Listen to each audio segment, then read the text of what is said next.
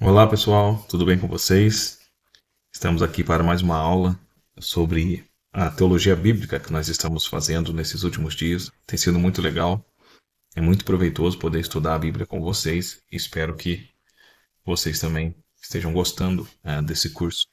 Lembrando que esse curso não substitui a sua leitura e meditação diária, mas ele serve apenas para te dar um embasamento teológico, histórico, político, geopolítico do contexto bíblico para te conduzir aí pelos caminhos das escrituras sagradas, te dando aí uma base sólida para que você possa refletir no texto e entender a partir do seu contexto o que significa, né, a escritura sagrada, o seu propósito e sua revelação para nossas vidas. Hoje nós iniciaremos o estudo dos livros poéticos ou livros de sabedorias também, chamado assim pelo seu estilo literário, em formas de prosa, em forma de poesia, em formas de romance também. E nós começaremos pelo livro de Jó, um livro, um dos livros talvez mais famosos da escritura, né? Um personagem de extrema importância no contexto bíblico, no contexto da redenção, né? Jó que representa ali todo homem, toda mulher, todo homem, um ser humano de uma forma geral, diante de Deus, talvez no seu orgulho, na sua prepotência, arrogância, na sua ignorância, mas também na capacidade de arrependimento, de conversão e de adoração a Deus. Então, vamos entender um pouquinho sobre o que é Jó, né, o que é o livro de Jó e como ele demonstra para nós a graça de Deus, o trabalhar de Deus e nos ensina em grandes partes das escrituras sagradas e principalmente dentro do seu composto sagrado, né, como entender a Deus e algumas dificuldades que nós enfrentamos em nossas vidas. Então, nós temos aqui a apresentação dessa aula de hoje, né, o livro de Jó. Nós temos então esse sumário executivo e visão geral canônica, né? O livro de Jó, universalmente aclamado como uma das maiores obras-primas da literatura ocidental e oriental, ocupando uma posição estratégica e sublime no cânon das escrituras sagradas, integrante do bloco dos poéticos e de sabedoria, né? Os sofarim, os ketuvim, no cânon hebraico, conforme eu disse no começo. Jó aborda com profunda e inigualável as perguntas mais agoniantes do espírito humano. Então, Jó, ele aborda com profundidade inigualável, né, as perguntas mais agoniantes do espírito humano, né? Quais são essas perguntas? Por que o justo sofre? Uma pergunta, né, que gira em torno da vida cristã. Né? Qual é a natureza verdadeira da piedade? Ou qual a verdadeira natureza da piedade? Deus é justo e soberano, mesmo quando o cosmos parece caótico e injusto? São três grandes perguntas aí que rodeiam todo cristão, todo aquele que quer entender Deus, todo aquele que estuda a fé, né? Porque o justo sofre, qual a natureza verdadeira da piedade? Deus é justo e soberano, mesmo quando o cosmos parece caótico e injusto? Então o livro ele gravita em torno dessas perguntas, né, que estão ali para nos levar à reflexão sobre Deus, sobre a criação, sobre o mistério, né, da obra de Deus revelada nas Escrituras. Diferente de tratados filosóficos abstratos, o livro articula até a Odisseia através de uma gama dramática. Né? É um livro, ele se desenrola. Deixa eu só dar uma ajeitadinha aqui. Né? Articula essa Teodiceia através de um drama poético empolgante que envolve um prólogo em prosa celestial, intensos ciclos de debates poéticos entre Jó e os seus três amigos, a intervenção do jovem Eliú, a esmagadora revelação do próprio Yud-Re-Fa-Vi-Re, ou o próprio Yahvé, do próprio Senhor, a partir do redemoinho, e por fim, um epílogo em prosa que sela a restauração do servo de Deus. Então essa é a estrutura básica dos livros, né? É Jó conversando e discutindo com seus amigos, depois um jovem se destaca, né, Eliú, trazendo algumas verdades, depois nós temos a revelação e a fala do próprio Deus ali, do redemoinho, do meio da tempestade, né, a Bíblia fala que Deus fala com Jó, e depois nós temos a restauração do próprio Jó, a partir do seu entendimento, do seu arrependimento, então, e de conversão a Deus, que agora ele começa a conhecer de fato e de verdade. Nós temos essa seção 1, né, que é a introdução, dessa parte crítica, teológica e literária do livro, o livro de Jó distingue-se do cânon do Antigo Testamento por sua estrutura literária bifásica impecável, ou seja, o arcabouço do livro consiste em uma moldura em prosa. Prólogo nós temos aí no capítulo 1, 2 e o epílogo em Jó, no capítulo 42, do 7 a 17, escrita em hebraico narrativo clássico e transparente. Encapsulado dentro dessa moldura, encontra-se o núcleo poético do livro, né? Jó no capítulo 3, versículo 1 a 42, e depois nós vemos também no capítulo 6, caracterizado por uma poesia hebraica altamente elevada, rica em arcaísmos, aqui é o rapax legomene, que também são palavras que aparecem apenas uma vez no Antigo Testamento, e um vocábulo semítico comparativo que remonta às vertentes do ugarítico, né, ou aramaico antigo e árabe arcaico, ou seja, tudo que envolve a escrita do livro de Jó e o tipo de fala, as conversas, o modelo em prosa remonta então a esses escritos antigos, né, trazendo ali uma evidência para nós da antiguidade desse personagem, né, e do texto também como um dos mais antigos da escritura, dado esse modelo do livro e como ele se desenvolve. Nós veremos isso já já. Nós temos o primeiro ponto, que é o gênero literário e estilo poético, que leva também agora os próximos livros da Bíblia, que nós estudaremos agora esse arcabouço poético, né, esse composto da Bíblia Sagrada. Nós já estudamos a lei, né, já estudamos os livros históricos, agora nós entramos nos livros poéticos, que são ali compostos por Jó, Salmos, Eclesiastes, Provérbios, Cantares. Nós temos esse bloco de livros poéticos, dado então a sua forma de escrita e a sabedoria que envolve dentro desses livros. E Jó como o primeiro deles que nós estamos estudando aqui hoje, né? Então ele tem o gênero literário e o estilo poético. Os eruditos bíblicos caracterizam Jó como literatura de sabedoria, drama poético e dialético, né? Não se trata de uma parábola fictícia, desprovida de historicidade, pois o próprio profeta Ezequiel, em Ezequiel 14, né, 14 e 20, cita Jó ao lado de Noé e Daniel como um homem histórico de justiça exemplar, e o apóstolo Tiago, capítulo 5, 11, confirma sua perseverança histórica real. Então nós temos aí essas citações que comprovam a existência desse personagem, que não é apenas algo fictício ou um personagem criado como uma alegoria, como um mito, para poder só trazer uma ideia de Deus para o mundo, não, mas nós temos aí algumas evidências que demonstram que Jó realmente existiu. O paralelismo poético, característica marcante de poesia hebraica, é empregado em suas formas sinônima, antitética e sintética, com refinamento técnico extraordinário. A dramaticidade é intensificada pelo uso de lamentos individuais, discursos judiciais, né? O termo hebraico aqui é rib, denotando uma disputa legal perante o tribunal divino, e hinos de exaltação à sabedoria e a soberania de Deus sobre a criação.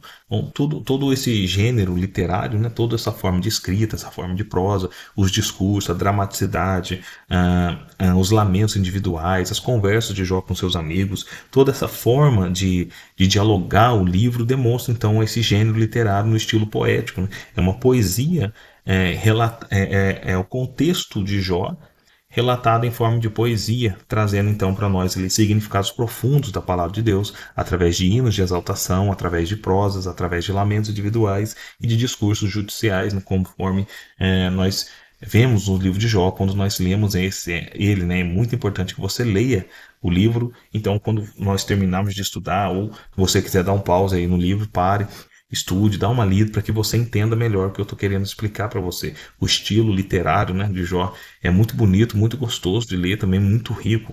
Produz ali em nós uma inspiração divina, né, através dos textos, a forma como é falada, narrado os eventos, é muito legal de ler. É importante então que você leia o livro de Jó. E a partir desses conhecimentos que nós estamos tendo hoje, vai ficar mais fácil a compreensão, mais simples de entender o porquê que o livro é escrito desse jeito, porquê que ele se revela desse jeito tão diferente dos outros livros que nós já estudamos até aqui, que tem mais um modo de tratado, né?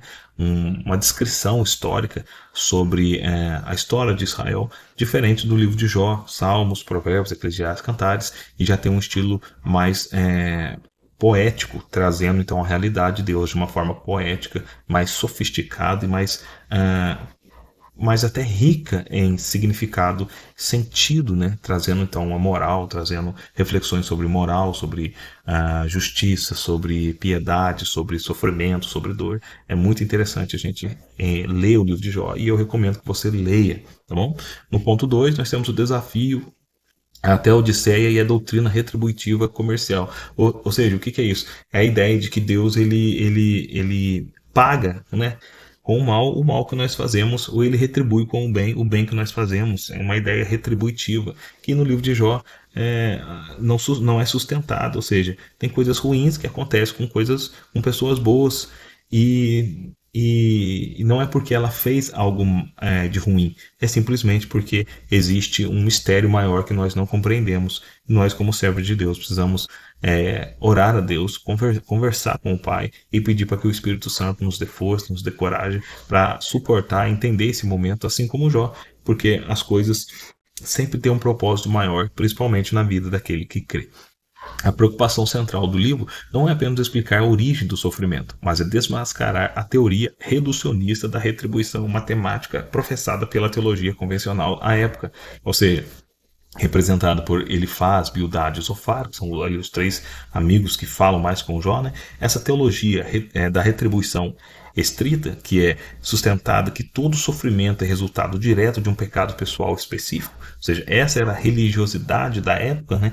E por que não de um período bem contemporâneo nosso também, né? Não é raro você encontrar isso por aí, né, de que Deus abençoa quem dá e que Deus amaldiçoa quem não dá. Essa é uma teologia retributiva, ou seja, que Deus age de acordo com o nosso agir, mas nós sabemos através de Jesus que Deus age de forma muito superior à forma que nós agimos, né? Se nós agíssemos, se Deus agisse de forma retributiva apenas, eu acho que nós já não estaríamos mais aqui, né? Essa teologia da retribuição estrita sustentava que todo sofrimento é resultado direto de um pecado pessoal específico, e toda prosperidade é garantia imediata da virtude moral. Ou seja, tudo que você sofre é consequência do seu pecado. Era isso que os amigos de Jó conversavam com ele. E tudo que você recebe de bom é consequência das suas boas obras. Mas nós vemos que no nosso viver diário e através dos ensinamentos de Cristo que a verdade não é essa, né? Jó implode essa equação simplista, demonstrando que o sofrimento do inocente pode servir a propósitos cósmicos, pedagógicos e doxológicos que transcendem a compreensão humana imediata. Então Jó, ele nos ensina que mesmo você sendo um crente fiel ou justo na medida do possível, nós não estamos livres, né, de coisas ruins dessa vida. E mesmo pessoas ruins nessa vida também não estão livres de receber coisas boas, porque existe aí um mistério, né, através que é ensinado através do sofrimento, que serve muitas vezes para moldar o nosso caráter, né, moldar o nosso entendimento da vida, nos fazer um pouco mais humanos, né, e misericordiosos também, porque só entende de misericórdia aquele que já necessitou de misericórdia. Então essa é uma boa, importante, um bom e um importante aspecto do livro de Jó, que serve ali para nos orientar em nossa caminhada cristã. Nós temos a seção 2 desse estudo, que é a autoria, datação e evidências acadêmicas, né? Um pouco aí de evidências que sustentam a vericidade, né, do livro de Jó. A autoria e a datação do livro de Jó constituem um dos tópicos mais debatidos na introdução bíblica. Deve-se fazer uma distinção metodológica crucial entre a época dos acontecimentos históricos, que é a ambientação de Jó, né, e a época da composição final do texto sagrado. Então nós temos uma época é a época que Jó viveu, e outra época é a época que o texto sobre Jó foi escrito. É isso que nós temos esse debate, né, teológico dentro da academia e tudo mais.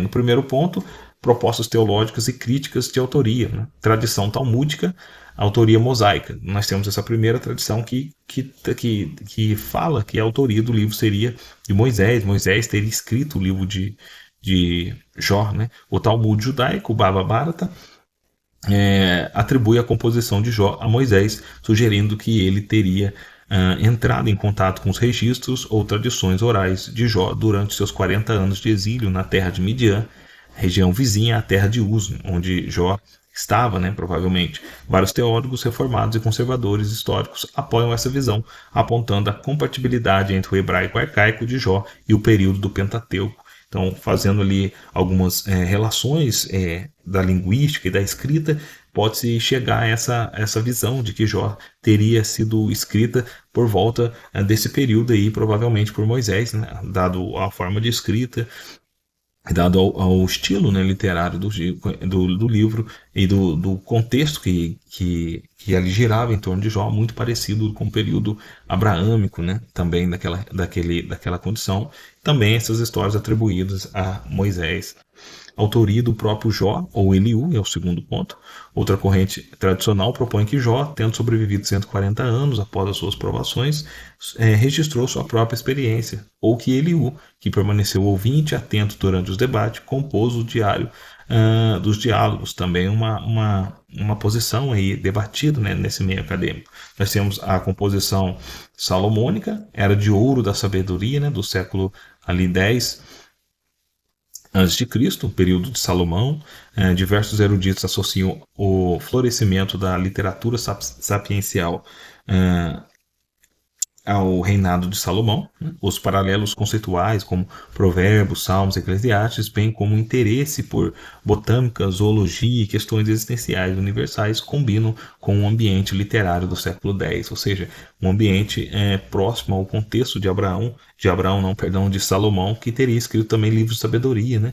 Como Eclesiastes e Provérbios. Então, muitos atribuem a escrita desse livro também nesse contexto ali, por volta do século X a.C., e a datação exílica ou pós-exílica, dos séculos IV e V a.C.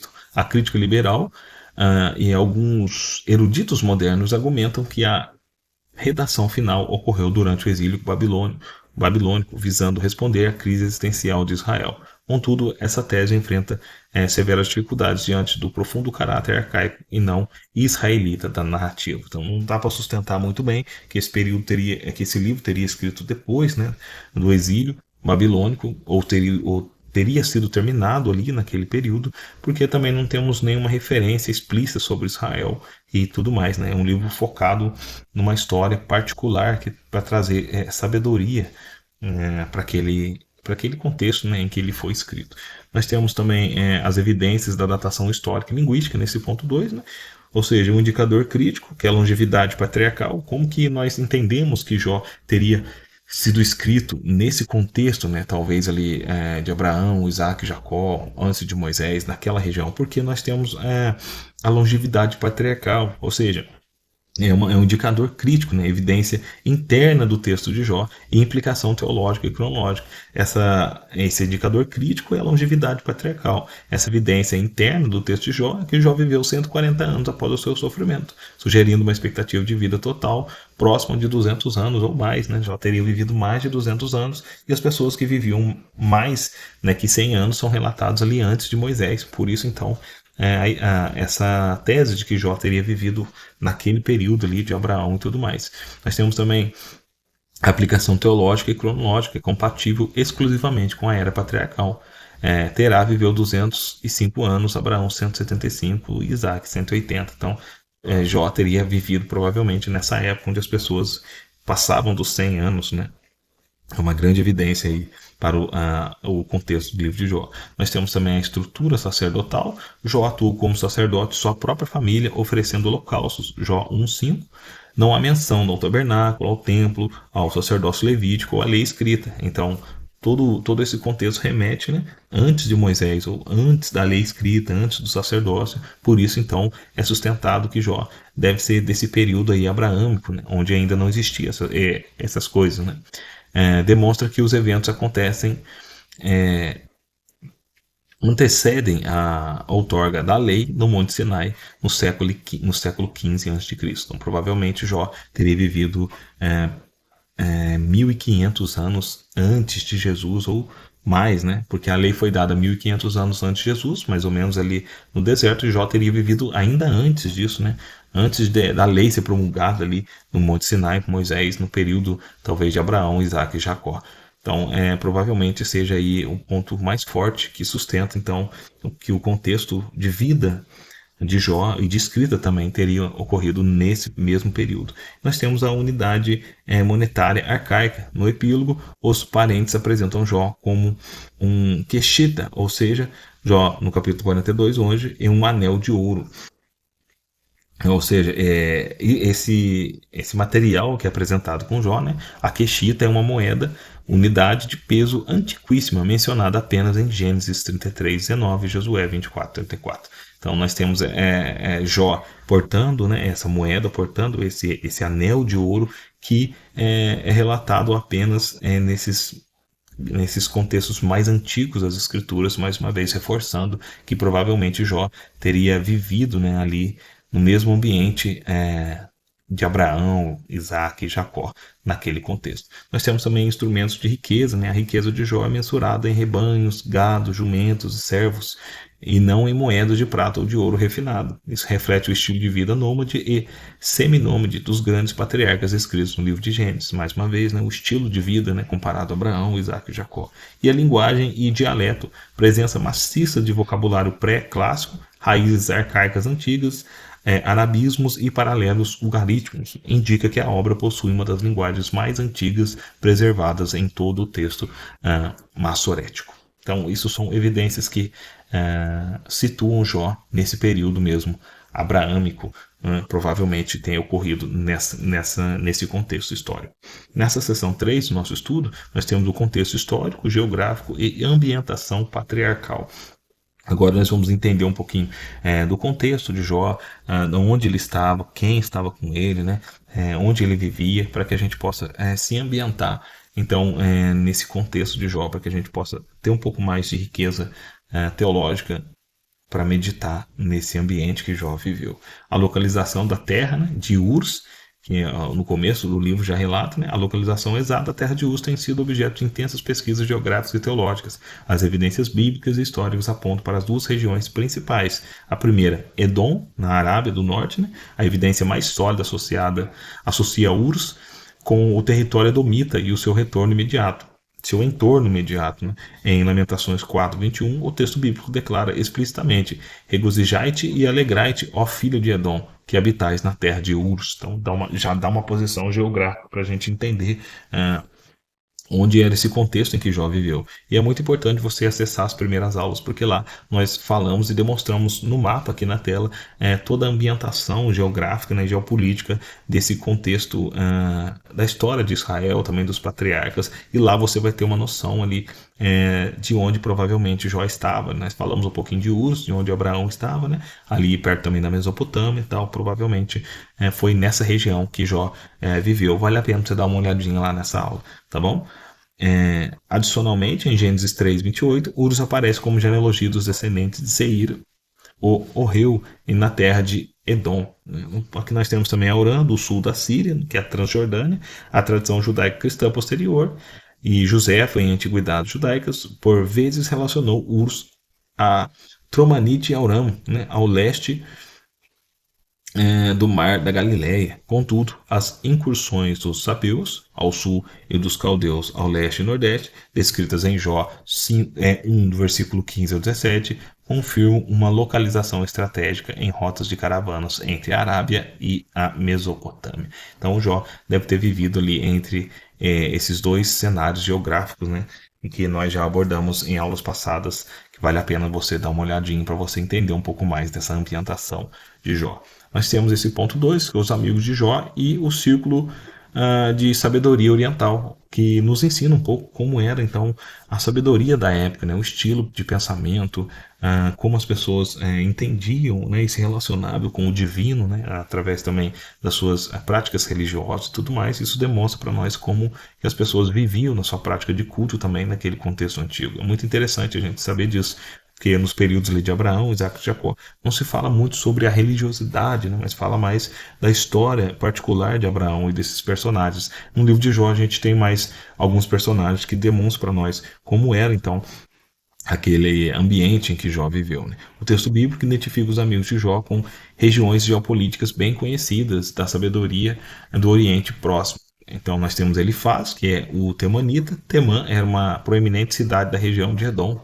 Você pode confirmar isso em Gênesis 36:11 e Obadias 8:9.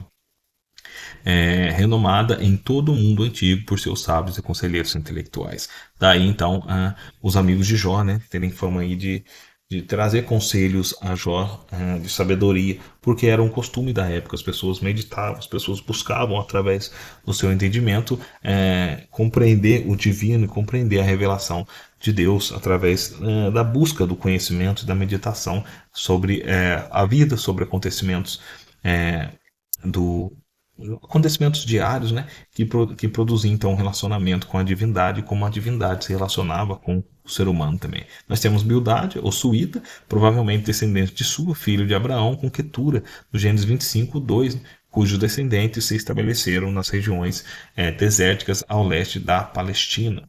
Nós temos Ofar, ou Naamita, associada a Naamá, uma localidade possivelmente situada ao norte da Arábia ou na periferia do território edomita.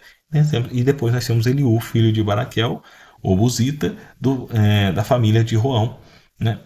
Família de Rão, no caso. Né? Buz era irmão de Urs, de Gênesis 22:21, filhos de Naor, irmão de Abraão, situando a genealogia de Eliú no coração das tribos semíticas aramaicas.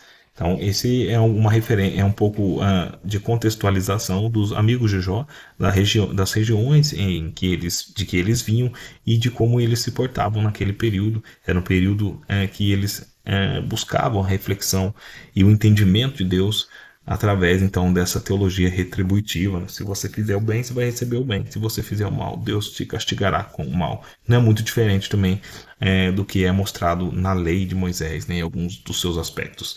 E o perfil pessoal e moral do homem Jó. Né? O versículo de abertura do livro de Jó 1 estabelece a idoneidade do protagonista com 4 qualificativos hebraicos avassaladores. Então, agora nós começamos a entender um pouquinho mais sobre o homem Jó. Né? Nós temos esses qualificativos, né, que demonstram as qualidades de Jó. Né?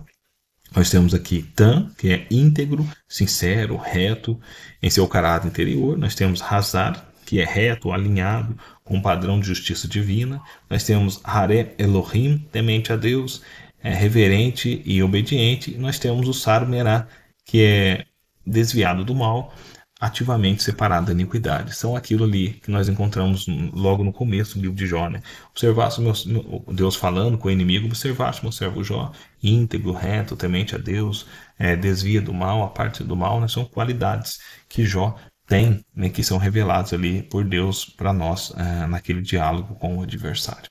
Certo?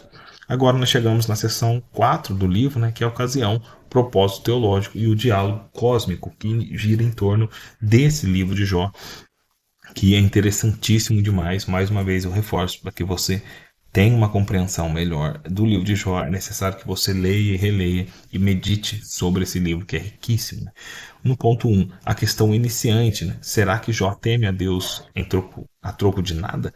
Uma pergunta que se faz para que a gente possa entender o porquê que o drama de Jó acontece. Né? O drama de Jó não se inicia na terra, mas nas cortes celestiais. Satanás, em hebraico, Hassatam, o acusador ou adversário legal, desafia a integridade do ser humano perante o Criador.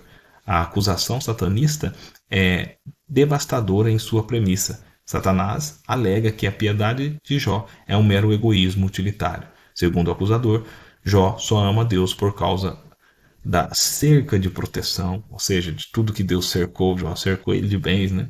E da prosperidade material e da saúde física. É a grande acusação do maligno contra Jó, naquela grande fala que nós já conhecemos. Né? Também Jó é assim, porque você deu tudo para ele, você cercou ele de tudo, agora tira tudo para o Senhor ver se ele não murmura e blasfema na sua face. Então é a grande acusação de Jó, e é algo que nós precisamos entender também nessa grande acusação do maligno sobre Jó, é que muitas coisas são decididas, né, no âmbito celestial, que nós não temos acesso, nós não sabemos o porquê nem o quando nós somos alvos de muitas coisas que acontecem, mas são coisas que acontecem no ambiente celeste, que não cabe a nós naquele momento entender, mas sim saber ultrapassar aquilo, saber vencer aquilo e saber conhecer a Deus e conhecer a nós mesmos diante desses momentos, né? Portanto, o propósito supremo do livro de Jó é provar que Deus é digno de ser amado, adorado e servido por quem Ele é, e não meramente pelas bênçãos que Ele concede. O sofrimento de Jó torna-se o campo de batalha cósmico, onde a genuína fé incondicional é vindicada contra o cinismo diabólico. Então, é um jogo, né, entre a fé verdadeira e o cinismo de Satanás na tentativa de degradar o ser humano diante de Deus, mostrando que o ser humano só serve a Deus porque Deus o abençoa com bens materiais. E eu arrisco dizer que essa também é um grande fato, principalmente nos nossos dias, né? É muito pregado que um símbolo da bênção de Deus na vida do cristão é a prosperidade material. E isso também pode servir de uma estratégia maligna para poder afastar nós do verdadeiro sentido de relacionamento com Deus, através da humildade, através da benignidade, da, através da humildade, né? E através também da caridade, que são características inegociáveis de todo bom cristão. O dilema hermenêutico dos amigos e a defesa de Jó. Nesse ponto 2, à medida que as calamidades atingem Jó, perda de bens, morte trágica de 10 filhos, de uma enfermidade ulcerosa, dolorosa, né, que é sarna maligna, e tudo aquilo que veio sobre Jó, uma espécie de lepra, uma espécie de úlcera, onde Jó sofria demais, né? Seus amigos chegam para consolá-lo. Após 7 dias e noites de silêncio empático, o debate eclode. A lógica dos amigos pode ser sintetizada no seguinte silogismo rígido. O que é isso? Deus é justo e recompensa os retos enquanto pune os ímpios. Você, Jó, está sofrendo uma devastação sem precedentes. Logo, você cometeu um pecado secreto e abominável e precisa se arrepender. Essa é a ideia, né, dos 3 amigos de Jó. Ele faz Bildade e Zofar. Ou seja, Jó, você só está sofrendo horrivelmente porque você deve ter cometido algum pecado muito grave diante de Deus para que ele pudesse te castigar desse jeito. Essa era a visão, uma visão religiosa do contexto de Jó, que nos mostra então essa ideia de retribuição, né, que Deus dá àquele que é mau ou àquele que é pecador. Jó rejeita veementemente essa acusação. Ele sabe que não é moralmente perfeito, mas tem consciência absoluta de que não cometeu nenhuma iniquidade deliberada que justificasse tal catástrofe. Ao defender sua inocência, Jó cai no extremo oposto. Para manter sua própria retidão, ele acaba questionando a justiça de Deus no governo do mundo, desejando um debate judicial face a face com o onipotente. Então, Jó, na tentativa de se justificar, de se mostrar íntegro, acaba cometendo um dos grandes erros, né, que o ser humano pode cometer, que é a tentativa de encarar a Deus ou de encurralar Deus na parede e falar: por que, Senhor? Né? O que está acontecendo? Eu não fiz nada, eu não mereço isso. São atitudes do ser humano que não conhece a Deus e que às vezes confunde o seu relacionamento de servo com o relacionamento de Deus para com os homens, né? Deus é soberano, é Senhor, Ele é Deus e nós somos seus servos e humildes servos que estamos aqui para servi-lo e de alguma forma contribuir no avanço do reino dos céus. E Jó, por algum momento, ele confunde esse relacionamento entre Deus e o homem. Então ele quer se justificar e se provar diante de Deus. Você encontrará isso em passagens do livro de Jó, né? Por exemplo, quando Jó chega diante de Deus e fala: se eu soubesse onde ele mora, né, eu me chegaria a ele e provaria a ele que eu sou mais limpo do que o ouro refinado. Então, um certo egoísmo que evidencia também o porquê de Jó ter que ter passado por tudo isso, né? Porque algo também precisava ser tirado dele, para que então ele pudesse realmente ser um vaso de excelência que agradasse a Deus. E nós temos nesse ponto 5, que são os grandes temas teológicos do livro de Jó. Aqui nós encontramos a soberania divina absoluta e a providência. Satanás não possui poder autônomo ou equitativo ao de Deus, né? Não dá para igualar as coisas, não. Ele opera sob a rédea curta, né? Necessitando de permissão divina expressa para tocar nos bens, na família e no corpo de Jó. Você vê isso em Jó 1, versículo 12, Jó 2, versículo 6. Né? Deus estabelece os limites exatos da atuação do mal Mesmo em meio ao caos e ao sofrimento aparente, a providência divina governa soberanamente todas as variáveis do universo. Amém. Em glória a Deus. Nós cremos num Deus Todo-Poderoso que pode intervir na criação quando Ele quiser, porque Ele é o dono da história. No ponto 2, o problema do sofrimento e até a Odisseia bíblica. Né? Isso é um grande tema das Escrituras, né, que envolve toda a vida do cristão. O livro ensina que o sofrimento humano não é unidimensional. Ele pode ser, primeiro, retributivo, consequência natural ou juízo divino sobre o pecado, revelado em outras passagens bíblicas. Segundo, pedagógico ou corretivo, instrumento para purificar o caráter, ensinar a humildade e prevenir o orgulho, né? Definido por Eliú em Jó 33, 14 a 30. E também doxológico e probatório, destinado a demonstrar a glória da graça sustentadora de Deus e a finalidade da fé provada no fogo, como no caso específico de Jó. Então, esse sofrimento humano, né, essas crises que acontecem no nosso meio, às vezes acontece por esses três motivos e nós precisamos estar atentos e aprender com esses momentos o que Deus quer de nós, né, o que Deus quer que a gente aprenda nesses momentos de dificuldade da nossa vida. Esse é um dos grandes temas do livro de Jó.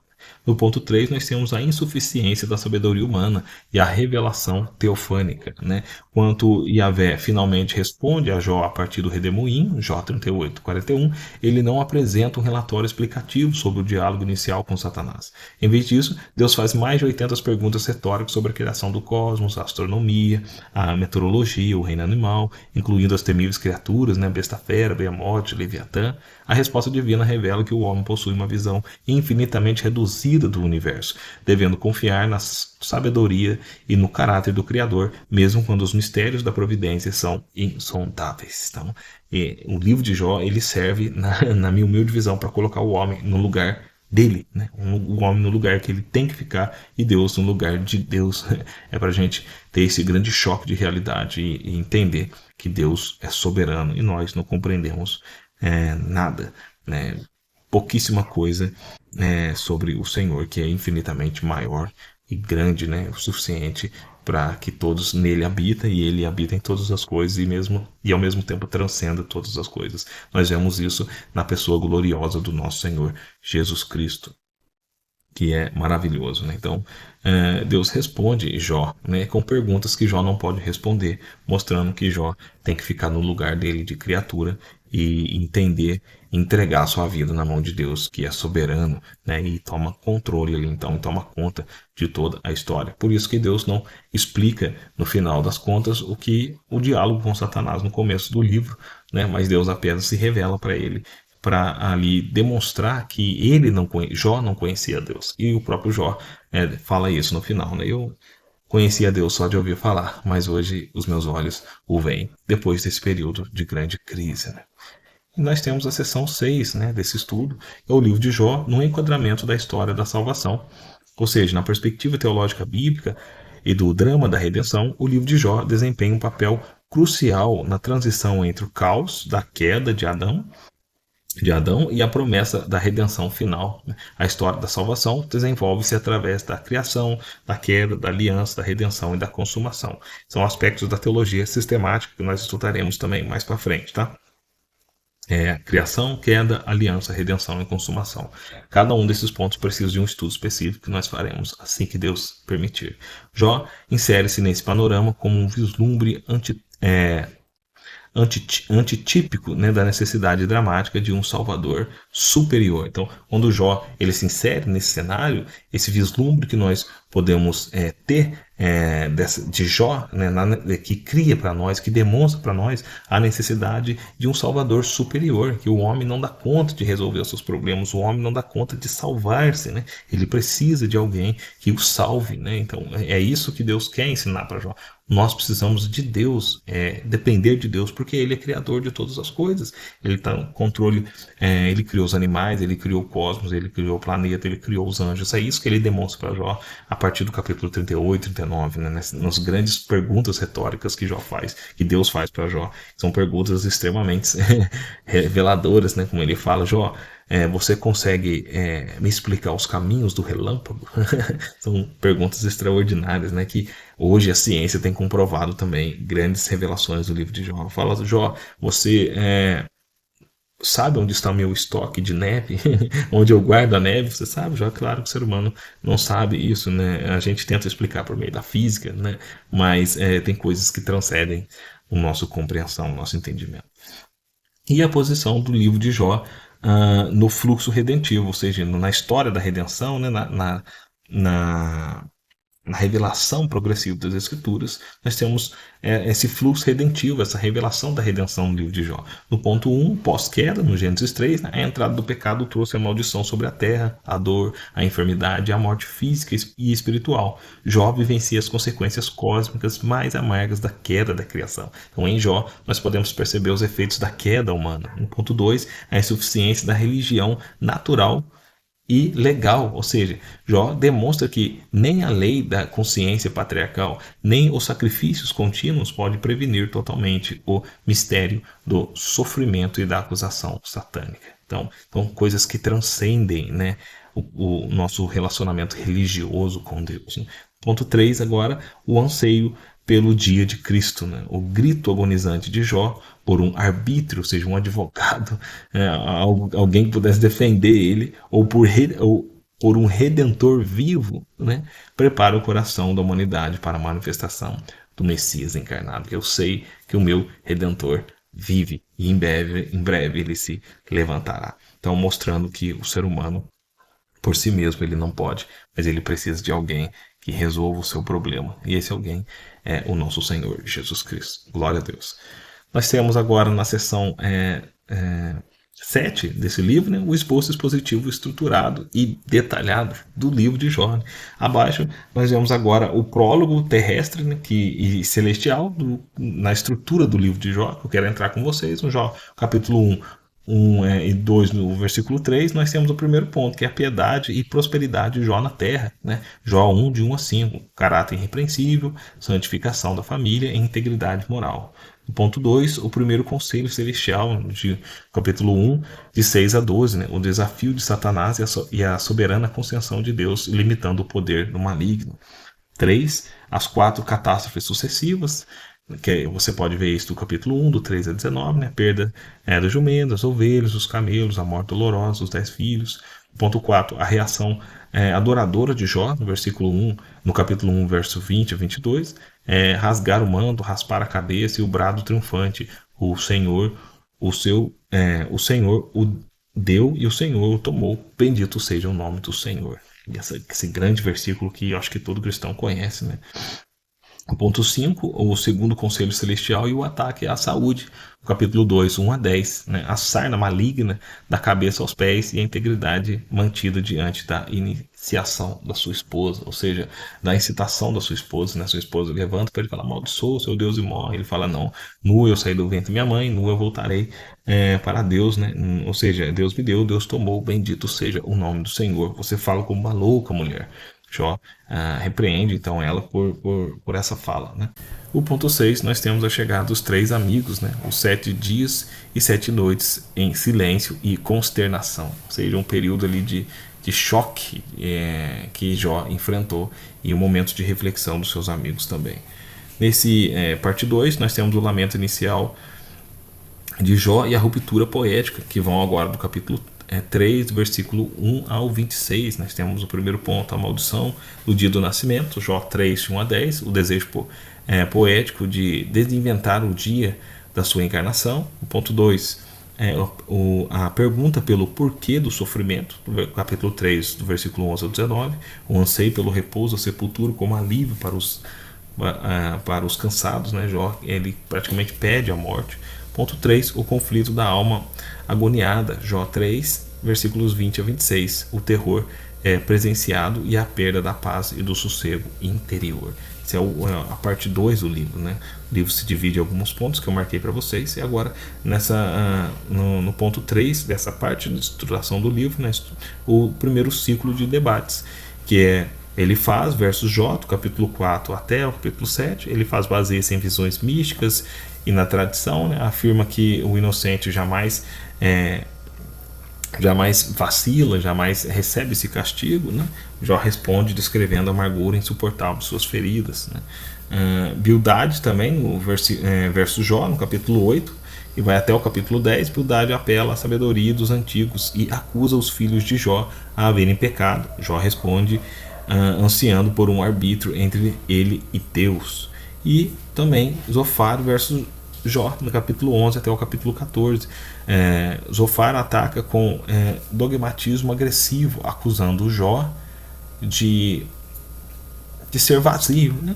De Jó de estar falando coisas de forma vazia, né? Falando demais e não assumiu o seu pecado. Jó rebate com ironia: certamente vós sois o povo, e convosco morrerá a sabedoria. E clama pela fragilidade humana. Então Jó fala: são vocês que são sábios, eu não sei nada. Jó ali tem uma fala irônica para poder mostrar que os amigos dele também não são sábios do jeito que eles acreditam. Na quarta parte do livro, nós temos o segundo ciclo de debate. De novo, ele faz verso Jó, do capítulo 15 ao 17, ele acusa Jó de subverter a religião e proferir palavras de vento, né, palavras que não servem de nada.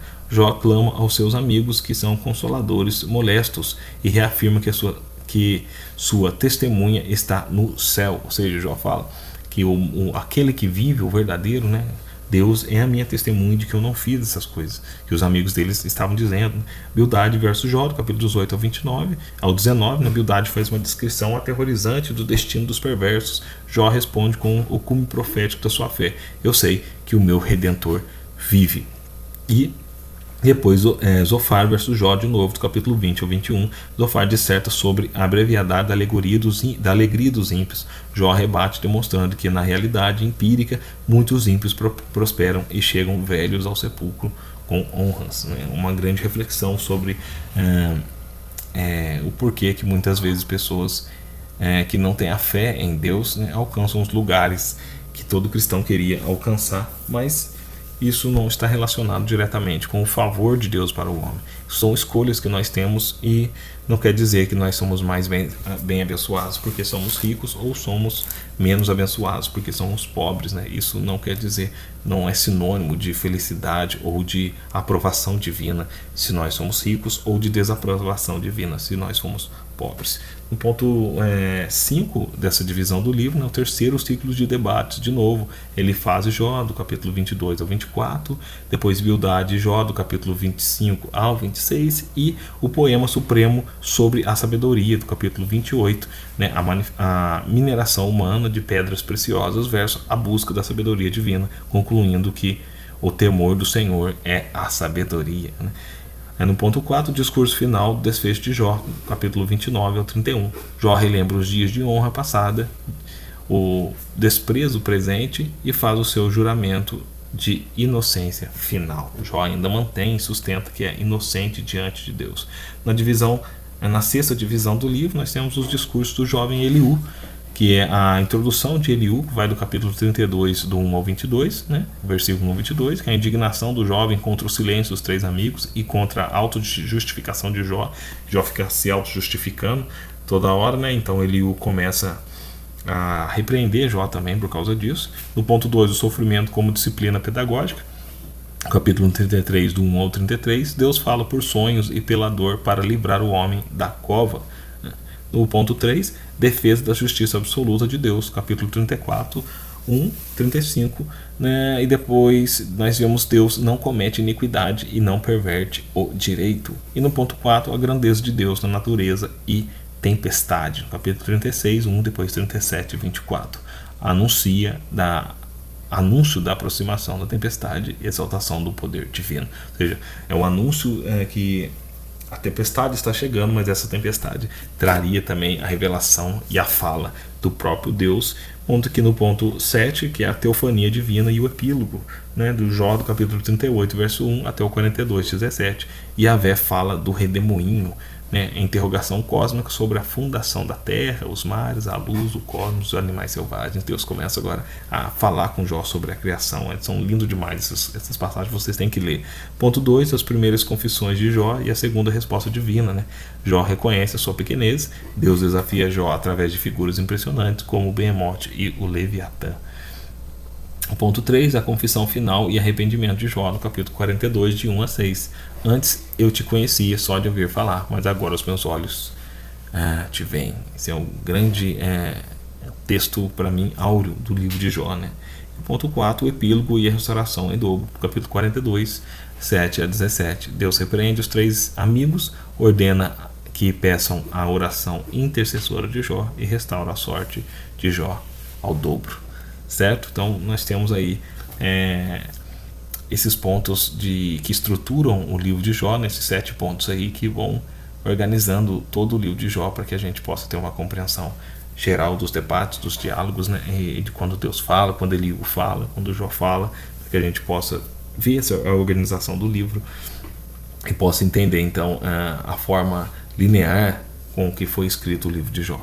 E na seção 3 nós temos as referências e tipologias do Cristo oculto em Jó, né? Como Cristo aparece de forma oculta através de passagens dentro desse livro. O Antigo Testamento é profundamente cristocêntrico. Nós já sabemos que o Novo Testamento está oculto dentro do Antigo e o Antigo está revelado dentro do Novo, né? Lucas 24, 27, 44, João também 5, 39.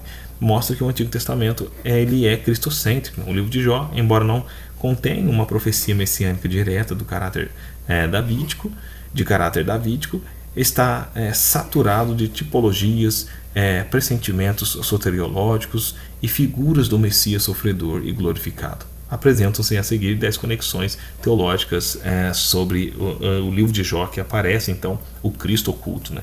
Vamos mostrar aqui para vocês 10 pontos do livro de Jó que revelam então o Cristo oculto ali. É claro que se nós lermos com mais atenção, nós veremos mais coisas, mas esses foram separados para que você tenha apenas um vislumbre disso. Nós temos o primeiro, que é o sofredor inocente por excelência, Jó 1,18, Isaías 53,9, nós temos alguns paralelos, né? E 1 Pedro 2,22, Jó é apresentado por Deus como homem íntegro, reto e sem igual na terra, caindo em um sofrimento aterrador sem que houvesse culpa pessoal causadora. Essa experiência é uma sombra imperfeita do servo sofredor de Yahvé, e é Jesus Cristo. Enquanto Jó era um homem pecador, salvo pela graça em termos absolutos, Cristo foi o único verdadeiramente sem pecado, 2 Coríntios 5, 21, né? Sofrendo a dor máxima, não por seus deslizes, mas pelos pecados da humanidade imputados a ele na cruz. Então, uma breve tipologia em Jó, que se declarava justo e teve que passar por momentos de severas provações. Cristo, que era verdadeiramente o justo, também passou por momentos ainda piores, né? Mas como servo verdadeiro sofredor de Deus, né? Sem motivo algum, mas ele se entregou a si mesmo por nossos pecados. Nós temos o ponto 2, que é o segundo ponto, né, que é o mediador e árbitro requerido quando Jó clama por mediador, né, Jó 9, 32 e 33. Nós temos 1 Timóteo 2,5 e Hebreus 8,6, né, ao contemplar o abismo infinito entre a santidade de Deus e a pequenez do homem, Jó clama angustiado: não há entre nós arbítrio, ou seja, não há entre nós quem possa, não há um advogado entre mim e Deus que possa me defender, quem possa arbitrar a minha causa, né? Que põe a mão sobre os nossos ombros. Não há ninguém que está entre mim e Deus que possa fazer essa intercessão, é o que Jó fala, né? Sem querer ele já estava falando da função de Cristo, o Espírito Santo, como mediador. Jó percebeu a necessidade absoluta de uma figura bifacial que pudesse tocar a divindade e a humanidade simultaneamente. Alguém colocasse a mão no meu ombro e a mão no ombro de Deus e fizesse a gente conversar. Jó teve esse vislumbre, e então Cristo é esse que põe a mão no céu e a mão na terra e faz a conexão entre Deus e os homens, que é maravilhoso a gente conhecer, a gente perceber isso. Esse clamor é plenamente respondido na encarnação de Jesus Cristo, o único mediador entre Deus e os homens, verdadeiro Deus e verdadeiro homem. O terceiro ponto de revelação, né, o Redentor vivo que se levantará sobre a terra, Jó 19, 25, 27, João 11, 25, Apocalipse 19, de 11 a 16. No momento mais sombrio da desfiguração do seu corpo, Jó profere uma das declarações de fé mais sublimes de toda a Bíblia. Eu sei que o meu Redentor vive e que por fim se levantará sobre a terra. Em minha carne verei a Deus. Né? Olha que é maravilhoso. Né? O Goel, no direito hebraico, era o parente remidor responsável por resgatar a propriedade, libertar o escravo e vindicar a honra familiar. Cristo é o nosso Goel celestial que assumiu nossa carne para nos resgatar da morte e da condenação. Glória a Deus por isso. Né? O quarto ponto de revelação, o intercessor sumo sacerdotal pelos seus acusadores. Né? João 42, de 8 a 10, Lucas 23, 34 e Hebreus 7 a 25. No epílogo, a ira de Deus se acende quando ele faz Bildad e Zofar, devido aos seus discursos equivocados. A aceitação e perdão desses amigos depende exclusivamente da oração e do sacrifício oferecidos por Jó. Jó atua como como sacerdote e intercessor por aqueles que o caluniaram e escarneceram dele. Né? Isso tipifica perfeitamente Jesus Cristo, que na cruz orou: Pai, perdoa-lhes, porque não sabem o que fazem. E vive sempre para interceder por nós. Né? É o que é dito sobre Jesus também no Novo Testamento, graças a Deus. Os 5 pontos, que é a testemunha do advogado nas alturas, Jó 16, 19, 21, 1 João 2, 1 e Hebreus 9, 24. Rejeitado por seus amigos e sentindo-se esmagado, Jó declara: eis que mesmo agora a minha testemunha está no céu e o meu fiador nas alturas. Já fala, eu tenho alguém por mim lá, intercedendo por mim. Né? Jó ansiava por um defensor legal no tribunal celestial. Essa figura celestial caracteriza-se no Senhor Jesus Cristo, o nosso advogado, Paracletos, a palavra em grego para advogado, né? Junto ao Pai, que apresenta seu próprio sangue como garantia e fiador de nossa eterna vindicação, nossa eterna salvação e redenção. O 6º ponto, que é a experiência do abandono e o silêncio divino no Calvário, no Jó 23, 3 a 9, Mateus 27, 46 e Salmo também 22, 1. Jó expressa a terrível dor de procurar a Deus no Oriente, no Ocidente, no Norte e no Sul, sem conseguir perceber a sua presença sensível. Esse sentimento de abandono atinge seu clímax histórico quando Jesus clama no Calvário: Deus meu, por que tu me desamparastes? Cristo bebeu o cálice do silêncio e do abandono divino para que nós jamais fôssemos abandonados por Deus. Mais um ponto de revelação extraordinário. Ponto 7, o homem provado pelo acusador no deserto e vitorioso. João 1,12, Mateus 4, de 1 a 11 e Hebreus 4,15. A estrutura do conflito entre Jó envolve um confronto direto e espiritual com Satanás. O diabo tentou demonstrar que a fidelidade humana ruiria sob a pressão da privação e da dor. Jó manteve a fé, embora tenha vacilado em suas palavras. Contudo, o antítipo perfeito, Jesus Cristo, foi levado ao deserto para ser tentado pelo diabo, resistindo vitoriosamente a todas as investidas com a palavra de Deus, desarmando os principados e potestades. Sobre eles, Cristo triunfou na cruz, né, para a glória de Deus Pai. Nós temos o 8º ponto, que é a sabedoria encarnada de Deus, Jó 28, de 1 a 28, né? 1 Coríntios 1, 24 e Colossenses 2, 3. O sublime poema de Jó 28 faz a pergunta fundamental: onde, porém, se achará sabedoria? E onde está o lugar do entendimento? A resposta final é que Deus conhece o seu caminho. No Novo Testamento, a sabedoria de Deus deixa de ser um conceito abstrato e passa a ser representada na pessoa de Jesus Cristo, no qual estão escondidos todos os tesouros e sabedoria e do conhecimento. Glória a Deus. Colossenses 2, 3. Nós temos aqui também a 9ª revelação de Cristo, né? O rei humilhado e posteriormente exaltado, Jó 29 a 30, Jó 42, 10 a 17, Filipenses 2, de 5 a 11. Né? O arco narrativo de Jó reflete o padrão da humildade seguida pela exaltação. Em Jó 29, ele é retratado como um líder honrado, pai dos necessitados e príncipe respeitado. Em Jó 30, ele é cuspido, escarnecido pelos jovens e sentado no cinzeiro, né, um estado de humilhação. Em Jó 42, ele é coroado com honra, vida longa e restauração. Esse padrão é a própria estrutura da cristologia exposta em Filipenses 2. Cristo, subsistindo em forma de Deus, humilhou-se até a morte de cruz, pelo que Deus o exaltou soberanamente. Nós temos a vida de Jó, o declínio e a restauração, demonstrando também a grandeza de Jesus, a sua descida até a morte, né, e depois a sua subida em exaltação e glória. E o ponto 10, que é o restaurador de todas as coisas e vencedor da maldição. Jó 42, 10 a 17, né? Romanos 8, 18 a 23 e Apocalipse 21, 4 a 5. O epílogo de Jó traz a restauração em dobro de seus bens, a reconciliação familiar em uma vida cheia de dias. Essa restauração física e material antecipa a restauração escatológica de todas as coisas inaugurada por Cristo.